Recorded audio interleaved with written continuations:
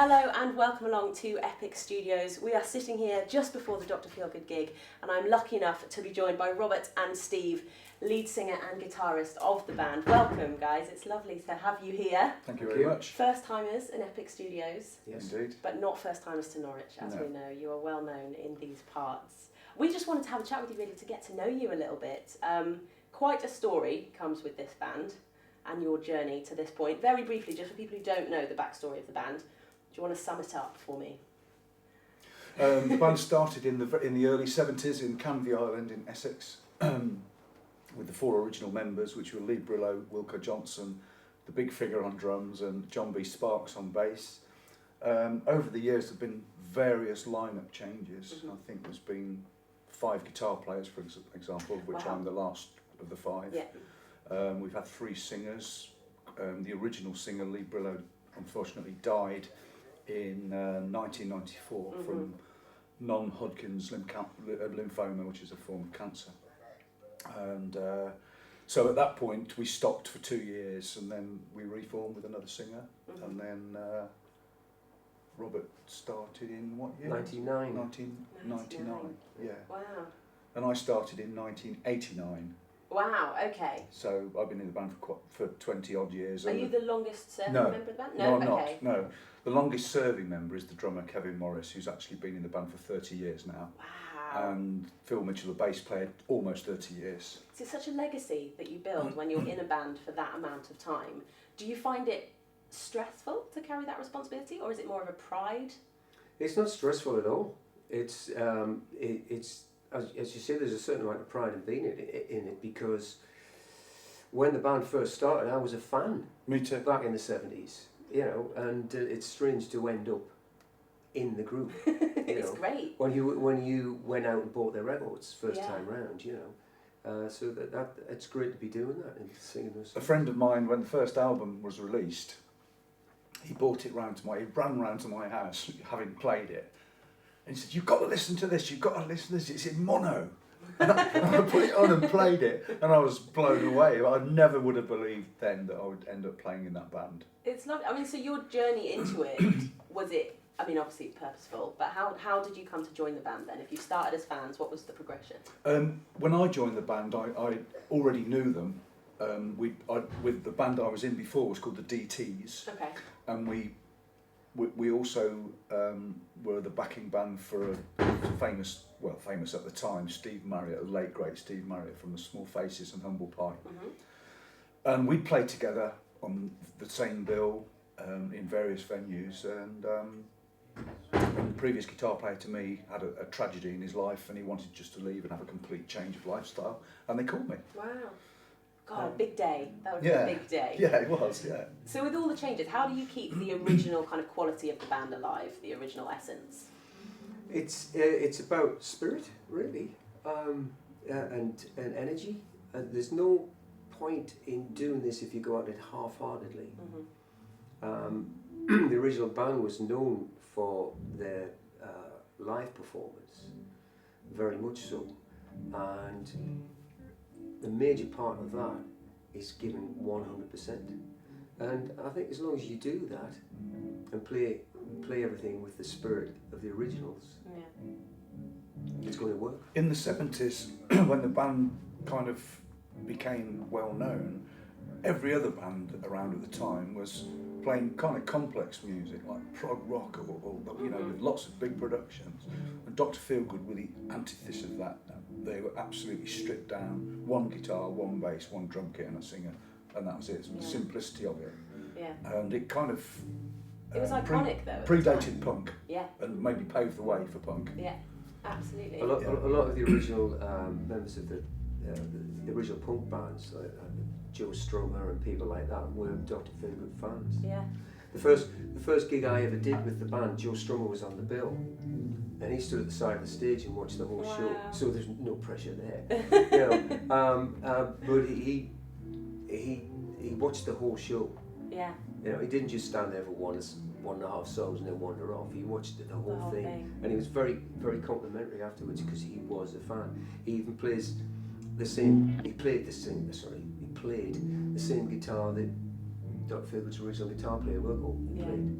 because Wilgo played that. Well, I mean, this is what I mean. They were iconic. They did Yeah. sort of begin a whole revolution. Yeah. How do you keep it relevant as well as that? Like, so you've got, I mean, fans of my generation, for example, who will have missed all that. How do you keep the stuff that you do relevant for them, or how do you appeal to a younger audience? Simply by not diluting the formula in any way. Yeah. Just, as I say, the energy is a big part of it. Yeah. And I went with quite a few. We were at Clapham Grand last night, and there were quite a few young faces in the audience. Definitely. And they appreciate the fact that these old fellas can still knock it out at the rate that we do. I think it's having a resurgence as well. I think it's really, current as well. Is this kind of the timeless thing that I'm talking about with it? In fact, the support band last night were a band called the 45s. They're from Carlisle, and they're managed by one of the band's ex-roadies. And they're very much in the style of early Dr. Feelgood. But they were late getting there because they were at school in the morning. they're only about 15 or 16. But there are a couple of bands like that. There's them and a band called the Stripes from Northern Ireland. Okay. But they're only about 16, 17. That's nice though. I like But that. their template is early Dr. Feelgood. Yeah. Well, that's great. I mean, speaking of commitment and passion and energy, we've talked a little bit about how busy you guys are. I mean, you seem to have the next 12 months mapped out tour-wise. You know where you're going to be. Did I see Scandinavia was cropping up in there somewhere? Yeah. So how many? Do you know how many countries you've visited by now? We were just having a chat. You seem to have been everywhere. We've played pretty well everywhere in Europe, from the Arctics, well, from the northern Scandinavian countries right down to Spain, Greece, Portugal. Amazing. Yeah, and Germany, France, everywhere. Albania, anyway. So it probably works out around 40 countries. That's altogether. amazing. I mean, this week alone, you've done Swansea, Clapham, York. That's a giant triangle right And there. Norwich, obviously. But the travel, because you have to commit kind of your whole life to something like this. Mm-hmm. Is that difficult when your lifestyle is on the road? Is that hard? We're all family men. We all have families, so it is difficult sometimes. I have to say, when you have children, right, it's not so bad now they're growing up, but certainly when you have young children, it's more difficult. But just work around it. Really. Yeah. Yeah. I mean, I always admire bands that tour because it's so good, but it must be a strain. I mean, what kind of, do you bring your families with you? Rarely. Okay. Rarely. We have very sympathetic wives, and I think we're quite unusual in that all four of us have very long-standing relationships. Okay. And in fact, teenage. Oh wow. Yeah, okay. really. So In my case, in Robert's case too, I believe. They're all grown up. Mine. yeah, what your children? Yeah. Yeah. Well, married. Yeah. I'm sure there's a great sense of pride that comes from families as But well. that question of do you bring your wife to work? Exactly. You know, it is our work. Yeah. So occasionally they might come along. For a Yeah. gig, But but only generally. occasionally. Have you got a favourite of the countries that you've played in? Oh, several actually. I mean, I like travelling anywhere, but I like going to Spain because I know a bit about the language, Okay. the geography of Spanish. Right. So I enjoy Spain. Except some of the gigs can be late. That's the nature of the country. Okay, yeah, the nature of the culture and it's all Yeah. pushed a little bit But later. I mean, otherwise, I anywhere really. I don't mind. I don't real. Well, I think a better way to say it is that we have favourite venues rather than favourite countries. Yeah, And most companies have got a particular venue that stands out. that you love. You know, there's a great one in Switzerland. There's a great one in France, which we don't do anymore because it's closed. In Avignon. Okay. You know, there are certain venues that you know are always. There's a great one in Hamburg. You know, you know it's going to be good when you. Is that because of the crowd reception? Yeah, it's because of the crowd reception, but it's in the walls. It's part of the club, part of the history of the Okay. place. You know. So it's ingrained in Yeah. it. Well, that's eggs. It sounds like an amazing kind of lifestyle. I mean, talk me through the next month. You're going to be in the UK. Where can people hear you? Next one in the UK is at the Albert Hall next Ooh. Wednesday. Yes, but we're not in the Albert Hall. We're in the Elgar room downstairs. Okay. Yeah. Van Morrison's upstairs in the Albert Hall.